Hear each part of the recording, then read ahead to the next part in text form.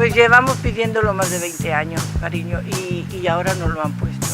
Claro, el que no vive allí dice, es una tontería, un gasto, incluso han puesto por el Facebook, que es un gasto tonto, inútil, pero yo así no lo veo.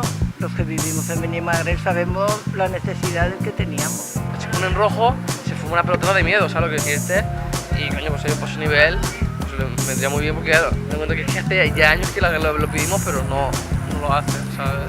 Me parece estupendo, porque además yo voy andando al hospital, yo trabajo en el hospital, y voy caminando y vuelvo caminando, y me parece estupendo que lo hayan hecho. Que lo habrán hecho para bien, ahí la gente pues pulsa y cruza, ¿no? Porque antes hay una escalera y supongo que los carros y todo eso y la gente mayor pues le costaría de bajar. Sí, me parece bien, ahí se puede para pasar los peatones, ¿no? También, sí, me parece bien, porque teníamos que pasar por el puente por abajo y es peligroso también de noche pasar por el puente. Los estudiantes que van a la universidad por la mañana, que no son pocos, que hay muchísimos, pues a veces pasan las criaturas tapándose las narices, en fin, nos hacía falta, esa es la realidad.